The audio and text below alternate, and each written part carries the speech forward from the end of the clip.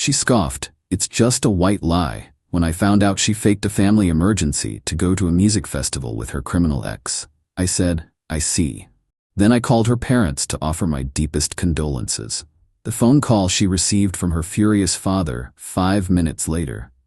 Original post, I-31 male, discovered my girlfriend Natalie, 29, of 3 years, lied about her grandmother having a stroke to attend a music festival with her ex who has a criminal record. The kicker? She thinks I'm overreacting. Last Thursday morning, Natalie got a call during breakfast. Her face went pale, tears started flowing. Said her grandma back in her hometown had a massive stroke, might not make it. She was shaking, could barely pack her bag. I offered to drive her the 4 hours there, take time off work, but she insisted she needed to go alone to process. I felt horrible for her. Sent flowers to the hospital she mentioned, texted supportive messages every few hours. She'd reply sporadically, "Still critical, family is devastated, might be here a while." Saturday afternoon, I'm scrolling through Instagram. My buddy Derek posts from some music festival 2 states over. In the background of his video, clear as day, Natalie, dancing, laughing, with Trevor, her ex who did 18 months for assault and possession. The same Trevor she swore she'd cut contact with when we got together. My hands literally shook. Called her immediately, straight to voicemail. Texted, "How's your grandma?" She replied an hour later, "Not good. Doctor saying maybe days. Can't talk, family praying together." I screenshot Derek's video, zoomed in, no mistaking it, her tattoo, her favorite crop top, Trevor's arm around her waist. Timestamp showed it was posted 20 minutes ago. Called Derek. "Yo, you at Resonance Festival?" "Yeah, man, it's sick, you should have come." "Is Natalie there?" "Oh yeah, saw her earlier with some tatted up dude. Thought you guys broke up?" I sat in my apartment for maybe an hour, just processing. Then I did what felt right, called her mom. "Hey Patricia, just wanted to check in about Grandma Helen. Natalie's been so upset. Is there anything I can do? Send food to the hospital? Help with arrangements?" Long pause. "What are you talking about? Helen's fine, she's actually here making lunch." "Natalie said she had a stroke?" "What? No. We talked to her yesterday, she said she was staying in this weekend with you." "Patricia, I need to tell you something." Explained everything. The tearful emergency, the festival, Trevor. Patricia went from confused to furious in about 3.2 seconds. "That lying little Harold, get in here." Could hear her dad in the background. "What's wrong?" "Your daughter told Brandon her grandmother was DUIing so she could go party with that criminal ex of hers." The yelling that followed was epic. Then Harold took the phone. "Brandon, you sure about this?" "I have video proof, sir." "Send it, now." Sent the screenshots and video. 5 minutes later, my phone rings. It's Natalie. "What did you do?" "Hey babe, how's grandma?" "Cut the crap. My dad just called me screaming. You called my parents?" "Yeah, wanted to send flowers to your dying grandmother." Imagine my surprise. "It's just a white lie. Everyone does this. You're seriously gonna snitch on me like a child? A white lie? You faked a family death to party with your ex-con ex-boyfriend. Trevor's reformed, and it's just a festival. God, you're so dramatic." "Am I? Hold on. Someone's calling me." It was her dad calling back. "Oh look, it's Harold. Don't you dare." Switched calls. "Hey Harold. Brandon, put her on speaker if she's calling. Want her to hear this." Merged the calls. "Natalie?" Her dad's voice was ice. "Daddy, I can explain. Do it. Your grandmother spent 3 days thinking you didn't love her enough to visit when she invited you last month, but you'll use her death as an excuse to party? Your mother is calling everyone who might have sent condolences. You're disgusting. Daddy, please." "Your credit card? The one I pay for? Cancelled. Your phone? Getting shut off tomorrow. Insurance on your car? Done. You want to act single with that criminal? Congratulations, you're on your own." Click. Natalie was sobbing. "Look what you did. You ruined my life over nothing." "No, you ruined your relationship with your family over nothing. We're done, obviously."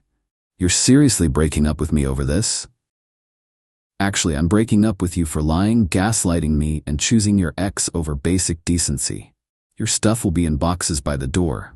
You have till tomorrow night to get them." "Where am I supposed to go?" "Maybe Trevor has room. Heard prison cells are quite spacious these days."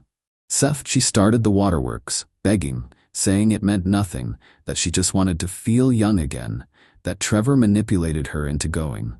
Natalie, you're 29, not 50. And nobody manipulated you into faking tears about your grandmother dying. That was all you. I'm coming home right now and we're gonna talk about this. No, you're not. Your key won't work. Already called the landlord about removing you from the guest list. Security has your photo with a do not admit note. That's when the reality hit her. You're serious. As a stroke, she hung up, currently packing her things. Her sister already texted calling me petty. Her best friend said I'm toxic for involving her parents. Cool, they can house her. The entitlement to think she could fake a family emergency party with her ex, and I just, what? Never find out? Be cool with it? We'll update when she tries to pick up her stuff. Guarantee there'll be drama. Update 1, the next day buckle up, because the entitlement just went nuclear. So Natalie showed up at noon with Trevor. Yeah, Trevor, the ex she was just friends with. Dude rolled up in his modded Charger, blasting music, neck tattoos on full display, mean mugging me through the security door camera. But here's the beautiful part. Building security stopped them at the entrance. Natalie called me screaming, "Tell him to let me in. This is illegal. I live here. You're a guest who was removed from the list. Your stuff is in boxes by the mailroom. Security will escort you to get them. I'm not taking orders from you. Trevor, make him come down." Trevor's voice. "Yo buddy, be a man and come talk face to face. The convicted felon wants to discuss manhood? That's rich. Security's bringing your boxes. You have 10 minutes. Then Natalie tried something diabolical. She told security I was holding her medication hostage and she needed to get it from the apartment or she'd have a medical emergency.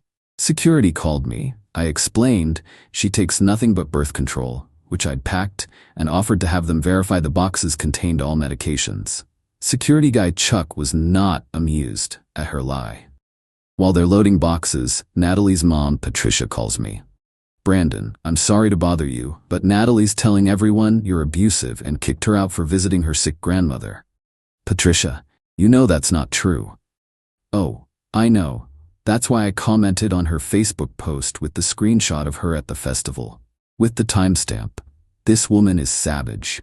Apparently, Natalie had posted this sob story about her controlling ex not letting her see her dying grandmother.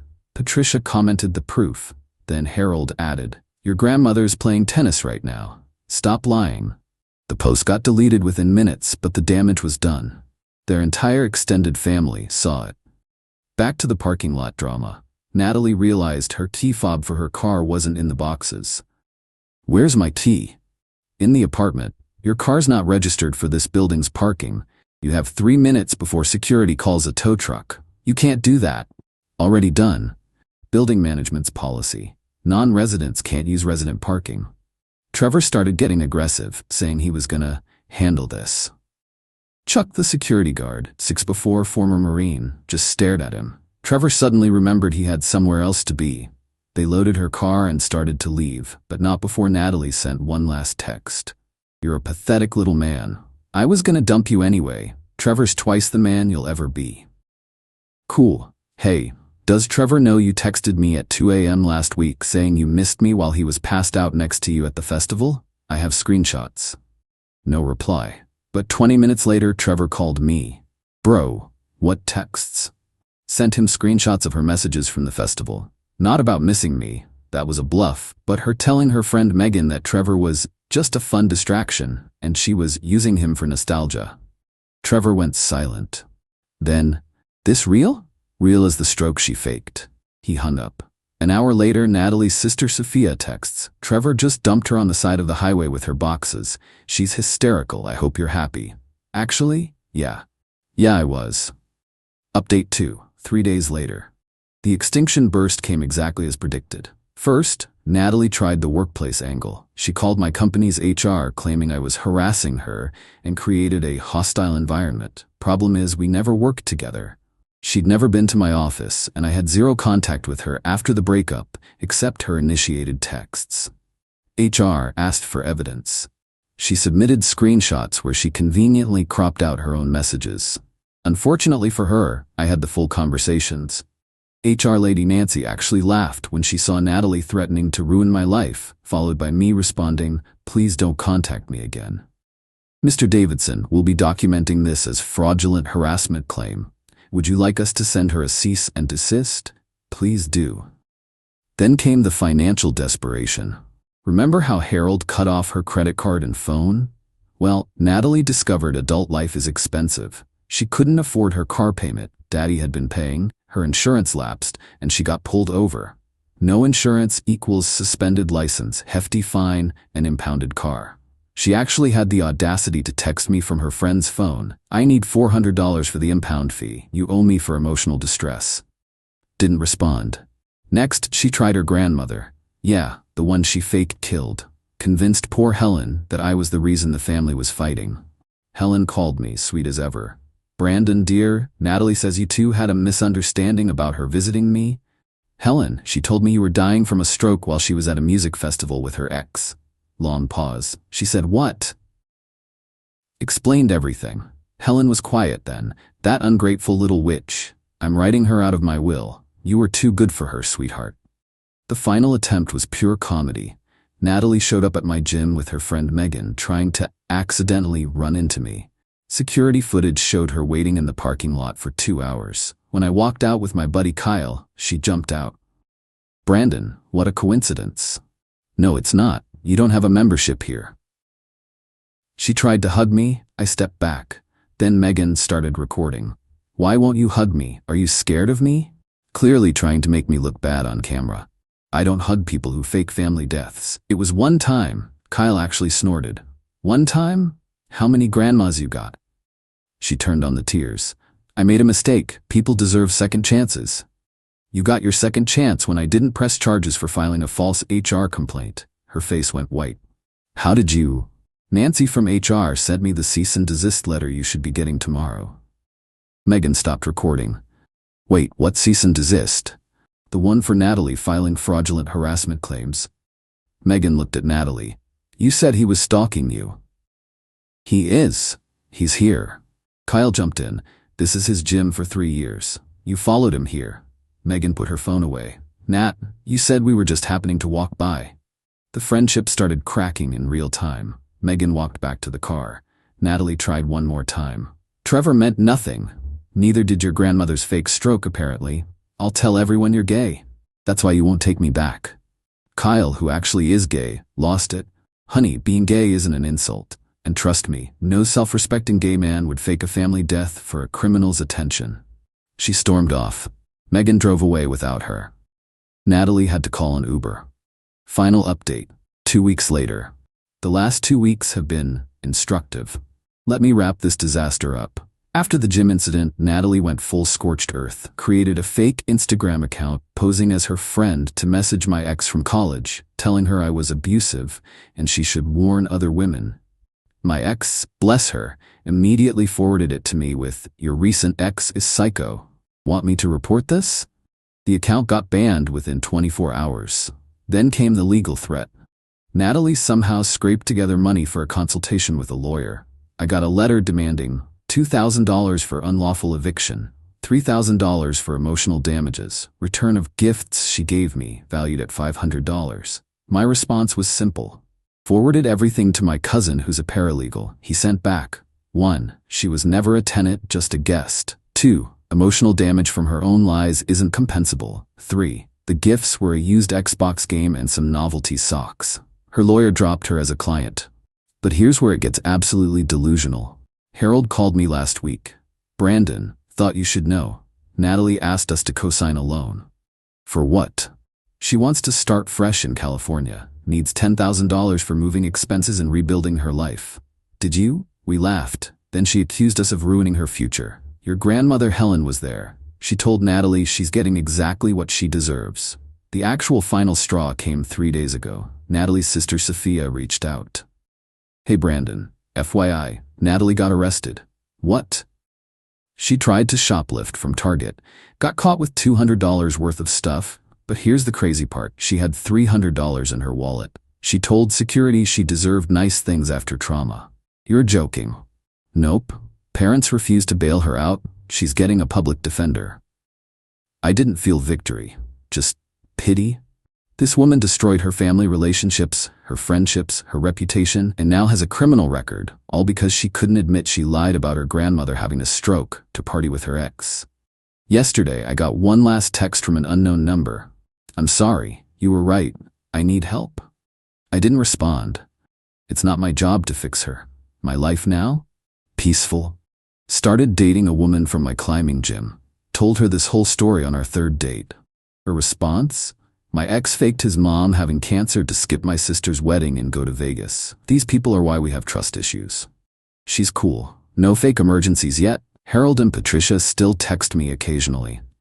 They're embarrassed but grateful I exposed the truth. Helen made me her famous lasagna last week as a thank you for showing her who Natalie really is. Natalie? Last update from Sophia. She's doing community service, living with some girl she met at court-ordered therapy, and telling everyone she's a survivor of narcissistic abuse. The entitlement never ends with these people.